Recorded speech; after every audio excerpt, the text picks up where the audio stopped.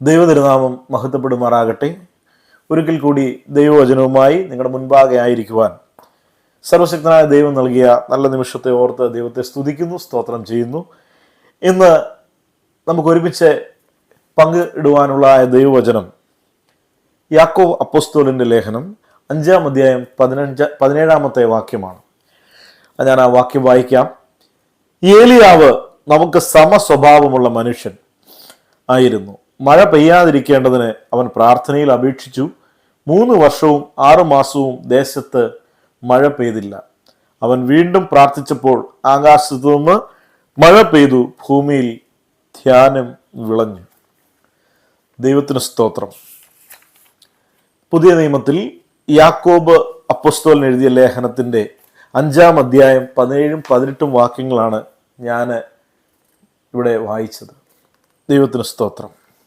ഏലിയാവെന്ന ദൈവപുരുഷനെ വീണ്ടും ഒരിക്കൽ കൂടി യാക്കോബ് അപ്പോസ്തലൻ തൻ്റെ ലേഖനത്തിലൂടെ നമ്മെ പരിചയപ്പെടുത്തുകയാണ്. നമ്മൾ ഏലിയാവിനെ പോലെ സമ സ്വഭാവമുള്ള മനുഷ്യനാകുന്നു എന്ന്. ദൈവത്തിന് സ്തോത്രം. ഏലിയാവ് ആരായിരുന്നു എന്ന് വിശുദ്ധ വേദപുസ്തകം പഠിച്ച അല്ലെങ്കിൽ വേദപുസ്തക പഠനം നടത്തുന്ന എല്ലാവർക്കും അറിയാം. ഏലിയാവ് ഒരു പ്രാർത്ഥനാ വീരനായ മനുഷ്യനായിരുന്നു. ഒരു കാലഘട്ടത്തിൻ്റെ പ്രവാചകനായിരുന്നു ഏലിയാവ്. ഏലിയാവിനെ പറ്റി 1 രാജാക്കന്മാർ 17-ാം അധ്യായത്തിൻ്റെ 1-ാം വാക്യത്തിൽ ഇപ്രകാരമാണ് എഴുതിയിരിക്കുന്നത്. എന്നാൽ ഗിലെയാദിലെ തിസ്ബയിൽ നിന്നുള്ള തിസ്ബ്യനായ ഏലിയാവ് ആഹാബിനോട്, ഞാൻ ആരാധിക്കുന്ന ഇസ്രായേലിന്റെ ദൈവമായ യഹോവ സത്യമായി ഞാൻ പറഞ്ഞിട്ടല്ലാതെ ഈ വർഷങ്ങളിൽ മഞ്ഞും മഴയും ഉണ്ടാവുകയില്ല എന്ന് പറഞ്ഞു. ഇവിടെ ഒരു ബൈബിളിൽ ഒരാളെ പരിചയപ്പെടുത്തുമ്പോൾ അദ്ദേഹത്തിൻ്റെ കുലം, അദ്ദേഹം ഏത് പരമ്പരയിൽപ്പെട്ട ആളാണ് എന്നൊക്കെ വ്യക്തമായി രേഖപ്പെടുത്താറുണ്ട്. എന്നാൽ ഏലിയാവിനെ പറ്റി ഇപ്രകാരമാണ് വേദപുസ്തകം പരിചയപ്പെടുത്തുന്നത്. എന്നാൽ ഗിലെയാദിലെ തിസ്ബയിൽ നിന്നുള്ള തിസ്ബ്യനായ ഏലിയാവ്. ദൈവത്തിന് സ്തോത്രം.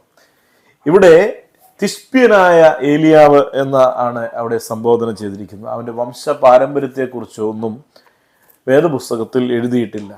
എന്നാൽ ഒരു കാലഘട്ടത്തിൻ്റെ പ്രവാചകനായി ഏലിയാവ് മാറുവാനുണ്ടായ കാരണം എന്താണ്? ഏലിയാവിൽ ഒരു പ്രാർത്ഥനാ മനുഷ്യനുണ്ടായിരുന്നു. അതുകൊണ്ടാണ് യാക്കോബ് അപ്പോസ്തലൻ നമ്മോട് തൻ്റെ ലേഖനത്തിൽ ഇപ്രകാരം എഴുതിയത്. ഏലിയാവ് നമുക്ക് സമസ്വഭാവമുള്ള മനുഷ്യനായിരുന്നു. ഏലിയാവിനെ പോലെ ഒരു പ്രാർത്ഥനാ മനുഷ്യനായി തീരുവാൻ നമുക്ക് സാധിക്കുമോ എന്നാണ് യാക്കോബ് അപ്പോസ്തലൻ തൻ്റെ ലേഖനത്തിലൂടെ നമ്മോട് ഉദ്ബോധിപ്പിക്കുന്നത്. കാരണം സമസ്വഭാവമായിരുന്നു. മനുഷ്യന് വേണ്ട സ്വഭാവ വിശേഷങ്ങളും മനുഷ്യനിൽ അടങ്ങിയിരിക്കുന്ന എല്ലാ വിചാരങ്ങളും ഉൾക്കൊണ്ട ഒരു വ്യക്തിയായിരുന്നു ഏലിയാവ്. സമസ്വഭാവമുള്ള വ്യക്തിയായിരുന്നു. എന്നാൽ ഒരുപക്ഷെ നമ്മളെക്കാൾ ഒക്കെ വളരെ പ്രാർത്ഥനാ വീരനായ ഒരു മനുഷ്യനായിരുന്നു ഏലിയാവ്. ദൈവത്തിന് സ്തോത്രം. എന്നെ കേൾക്കുന്ന ദൈവത്തിൻ്റെ ജനമേ, ആഹാബ് എന്ന രാജാവിനെ, ദൈവത്തിന് സ്തോത്രം, ദൈവത്തിൻ്റെ അരുളപ്പാട് അറിയിക്കുവാനായിട്ട് ഏലിയാവിനെ തിരഞ്ഞെടുത്ത് യഹോവയാം ദൈവം അവിടേക്ക് അയക്കുകയാണ്. നമുക്കറിയാം,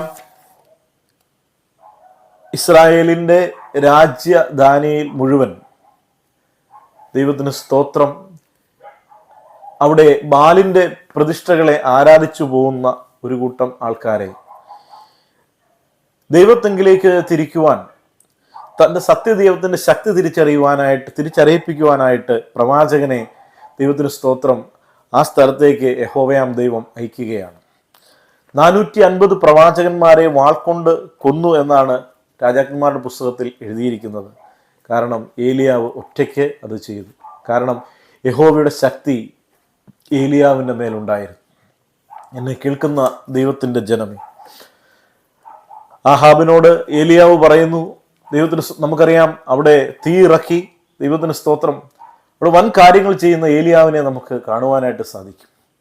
അവിടെ ഏലിയാവ് ആഹാബിനോട് പറയുകയാണ്, ഞാൻ പറഞ്ഞിട്ടല്ലാതെ ഈ വർഷം മഴയും മഞ്ഞുമൊന്നും അവിടെ പെയ്യുകയില്ല എന്ന്. കാരണം ഏലിയാവിന് ഉത്തമ വിശ്വാസമുണ്ട്.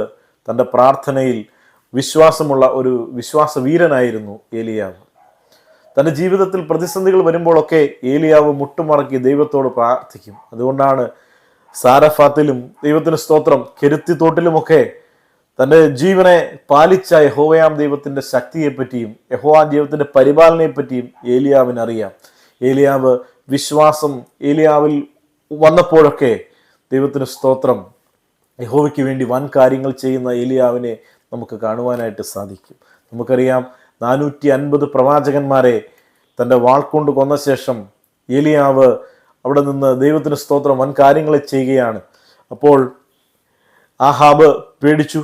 ആഹാബിനോട് പറയുകയാണ്, നിങ്ങൾ രാജാവ് രാജ്യത്തേക്ക് ഇസ്രായേലിലേക്ക് തിരിച്ചു പോകുക, ഇവിടെ മഴ പെയ്യിക്കുവാൻ പോകുന്നു. ഏലിയാവ് പ്രാർത്ഥിച്ചു, അവിടെ മഴ പെയ്യിക്കുവാനായിട്ട് പോവുകയാണ്.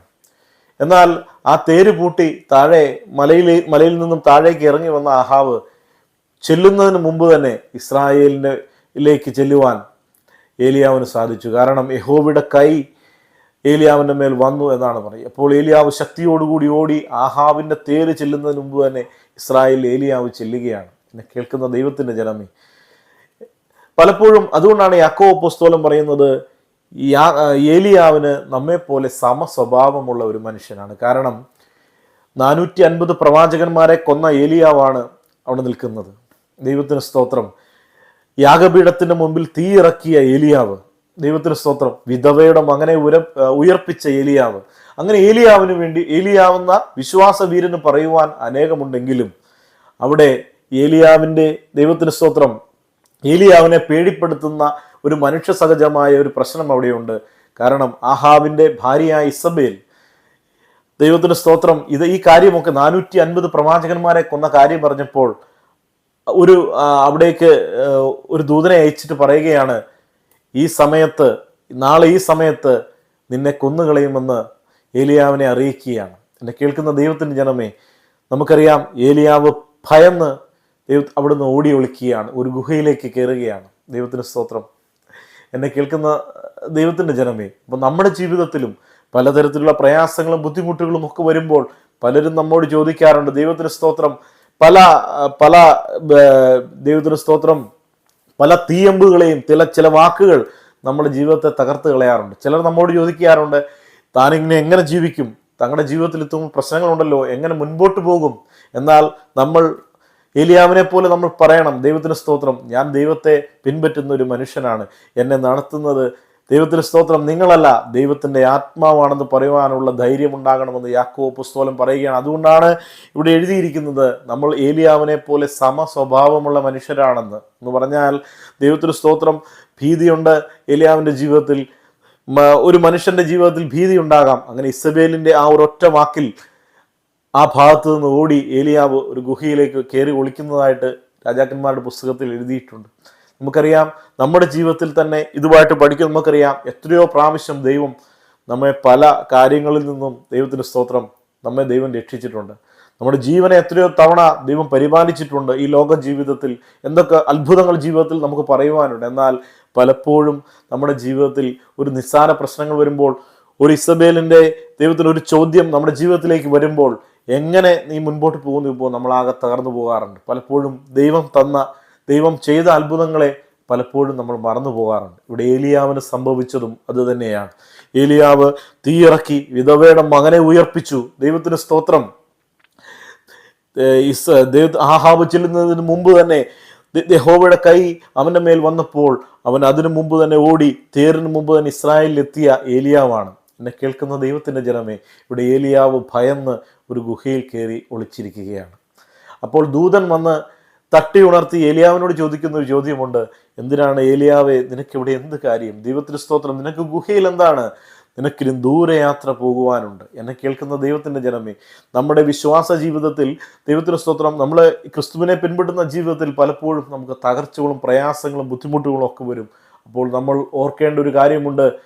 ദൈവം നമ്മോട് പറയുന്നു, നിന്റെ ജീവിതം ഇവിടെ കൊണ്ട് തീരുന്നതല്ല, ഒരു പ്രത്യാശ നിനക്കുണ്ട്. അതുകൊണ്ട് മുൻപിലേക്ക് നമുക്ക് പോകുവാനുള്ള ഒരു കൃപ ദൈവം നമുക്ക് തന്നിട്ടുണ്ട്. അതുകൊണ്ട് ഇസബേലിൻ്റെ പേടിപ്പെടുത്തുന്ന ഒരു ശബ്ദമല്ല നമ്മെ തകർക്കുന്നത്, പേടിപ്പെടുപ്പിക്കുന്ന ഒരു നോട്ടമല്ല നമ്മെ തകർക്കാനുള്ളത്. എന്നതിലുപരിയായി അതിനെ ജയിക്കുവാനായിട്ട് സാധിക്കണം. ദൈവത്തിന് സ്തോത്രം. അവിടെ ദൂതൻ ഏലിയാവിനെ തട്ടി ഉണർത്തി പറയുകയാണ്, നിന്റെ ശുശ്രൂഷ ഇവിടെ തീർന്നിട്ടില്ല, നീ മുൻപേക്ക് പോകണം. കാരണം ഇനിയും ഒരു രാജാവിനെ അഭിഷേകം ചെയ്യുവാനുണ്ട്, എലീശ എന്ന ഒരു പ്രവാചകനെ വീണ്ടും കണ്ടെത്തുവാനുണ്ട് എന്ന് പറഞ്ഞ് ദൈവത്തിന് സ്തോത്രം, യഹോവ ദൈവത്തിന് സ്തോത്രം വീണ്ടും അവന് ശക്തി നൽകുകയാണ്. എന്നെ കേൾക്കുന്ന ദൈവത്തിൻ്റെ ജനമേ, നമ്മുടെ ജീവിതത്തിലെ പ്രതിസന്ധികൾ, പ്രയാസങ്ങൾ ഒക്കെ വരുമ്പോൾ ഒരു പ്രാവശ്യം ഓർക്കുക, ഇസബേലിൻ്റെ ഒരു വാക്ക്, ദൈവത്തിന് സ്തോത്രം, ഒരു ശര അമ്പ് പോലത്തെ ആ തീയമ്പ് പോലെ ഒരു വാക്ക് ഏലിയാവെന്ന ദൈവത്തിനെ തകർത്തുവെങ്കിൽ, അവൻ്റെ ധൈര്യത്തെ ചോർന്നു പോയെങ്കിൽ, നാം ഓർക്കേണ്ട ഒരു കാര്യമുണ്ട്. ദൈവത്തിന് സ്തോത്രം, വിശ്വാസ ജീവിതം നയിക്കുന്ന ദൈവത്തെ പിൻപെടുന്ന ഒരു വ്യക്തിക്ക് ഇതുപോലെ പല ചോദ്യങ്ങളും പല കാലത്തും പല സമയത്തും ഉണ്ടാകാം. നിങ്ങൾ തളർന്നു പോകരുത്. നിങ്ങളെ തിരഞ്ഞെടുത്ത ഒരു ദൈവമുണ്ട്. നിങ്ങൾക്ക് വേണ്ടി അത്ഭുതം പ്രവർത്തിക്കുന്ന ഒരു ദൈവമുണ്ട്. നിങ്ങൾക്ക് വേണ്ടി കനലിൽ ചുട്ട അടയും, ദൈവത്തിന് സ്തോത്രം, ഒരു തുരുത്തി വെള്ളവുമായി കടന്നു വരുന്ന ഒരു ദൂതനുണ്ട്. ആ ഒരു വചനം നിങ്ങളുടെ ജീവിതത്തെ ഉയർപ്പിക്കും. ദൈവത്തിന് സ്തോത്രം. നിങ്ങളുടെ ജീവിതത്തിൽ ഒരു പക്ഷേ ഹല്ലേലൂയ നിങ്ങൾ രോഗമായി ഭാരപ്പെടുന്ന ഒരു വ്യക്തിയാകാം. ദൈവത്തിന് സ്തോത്രം. നമ്മൾ ദൈവത്തെ പിൻപറ്റിയ ശേഷമായിരിക്കാം നമുക്ക് രോഗം വന്നത്, അല്ലെങ്കിൽ നമുക്കൊരു കടം വന്നത്, അല്ലെങ്കിൽ നമ്മുടെ ജീവിതത്തിൽ പ്രശ്നങ്ങൾ വന്നത്. എന്നാൽ ഓർക്കുക, ഈ ഒരു ഇസബേലിൻ്റെ ഒരു വാക്കിന് തോക്കുന്നവരല്ല നമ്മൾ. ദൈവത്തിന് സ്തോത്രം. നമുക്ക് വേണ്ടി വൻ കാര്യങ്ങൾ ചെയ്യുവാൻ ദൈവം ശക്തമായി തന്നെ നമ്മുടെ കൂടെയുണ്ട്. നമ്മളെ ദൈവത്തിന് സ്തോത്രം ഒരു തീരത്ത് നിന്ന് മറ്റൊരു തീരത്തേക്ക് എത്തിക്കുവാൻ ദൈവത്തിന് സ്തോത്രം നമ്മുടെ പടകിൽ ദൈവമുണ്ടെന്നുള്ള വിശ്വാസം നമുക്കുണ്ടാകണം. അതുകൊണ്ടാണ് യാക്കോബ് അപ്പോസ്തലൻ 5:17 പറയുന്നത്, ഏലിയാവ് നമുക്ക് സമസ്വഭാവമുള്ള മനുഷ്യനായിരുന്നു എന്ന്. എന്നെ കേൾക്കുന്ന ദൈവത്തിൻ്റെ ജനമേ, നമ്മുടെ ജീവിതത്തിലും പ്രശ്നങ്ങൾ വരും, പ്രയാസങ്ങൾ വരും. ഇപ്പോൾ നമ്മൾ തകർന്നു പോകരുത്. കാരണം ഏലിയാവിൻ്റെ ജീവിതത്തിലും തകർച്ചകൾ വന്നപ്പോൾ ഏലിയാവിനെ ദൈവത്തിന് സ്തോത്രം ഉയർത്തുക തന്നെ ചെയ്തു. ഹല്ലേലൂയ. ഏലിയാവേ, നീ മരിക്കേണ്ടവനല്ല.